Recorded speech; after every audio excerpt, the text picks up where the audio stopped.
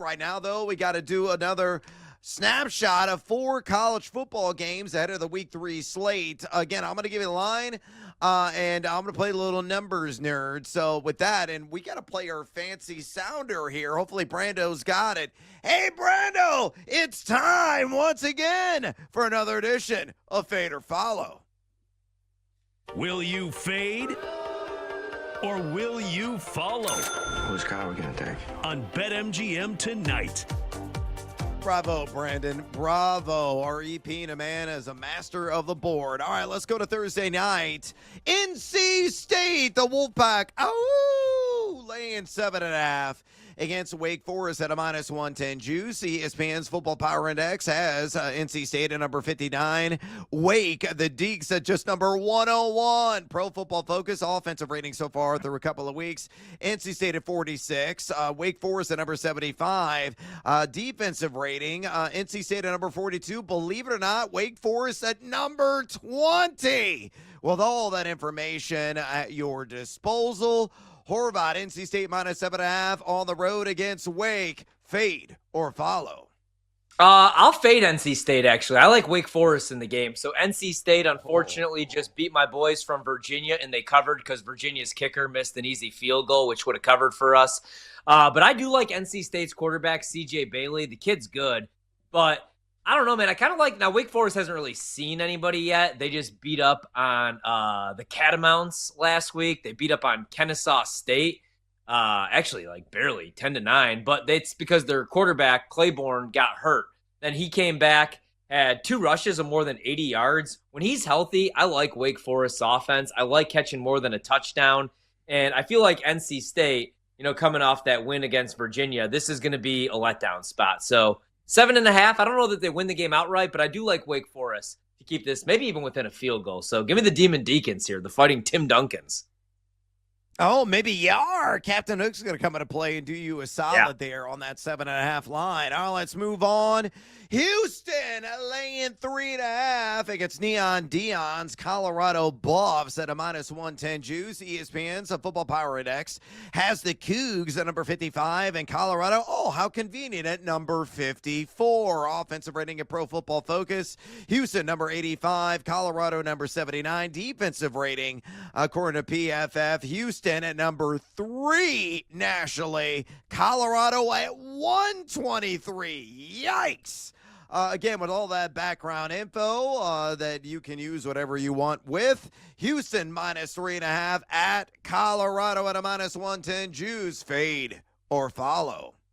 I didn't think Colorado was really going to skip a beat without Shador and without Travis Hunter. Boy, was I wrong, because Dion, he can recruit, but I just don't know that he's a head coach at this level, man. He doesn't know when to take timeouts. The clock management's terrible. And I kind of like Houston, man. For the first time since 2018, they're off to a 2-0 start. They brought in Connor Wegman, who at one point was like a 5-star quarterback at Texas A&M. Granted, they beat Stephen F. Austin, but they shut him out. And then they beat up on Rice 35-9. Their running back, Dean Connors, had 132 yards on the ground, 2 touchdowns.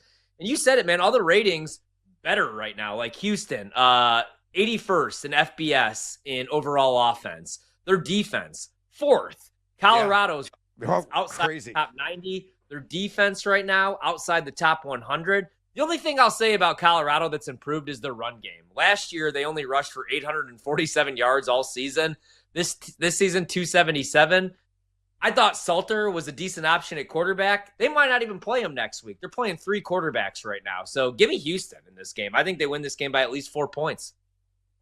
All right, going to follow Houston -3.5. Let's go to the next game. And the team that's been an ultra letdown, to say the least, this year. Oh. Kansas State continue to kick themselves right in the crotch, laying 1.5 on the road against Arizona at a -118 juice. So a little bit heavier there if you want to back the Wildcats, who are looking to get their first win of the season. Football Power Index at ESPN. By the way, the Bears booted a field goal from Santos, 10-3, 19 seconds remaining in the first half. Football Power Index has K-State at 46, Arizona at 44. Pro Football Focus offensive rating for K-State at 23, Arizona at 65. Defensive rating at Pro Football Focus, K-State at number 74, Arizona at 23. Pretty even matchup. Those strengths and weaknesses are really going toe-to-toe there, especially on the defensive end. So with all of that, K-State -1.5 in Tucson against the Arizona Wildcats. Fade or follow? You said it, man. Kansas State has been one of the bigger letdowns in all of college football. They were one of the favorites to win the Big 12, and they just lost to Army on Saturday as a 17-point favorite, 24-21.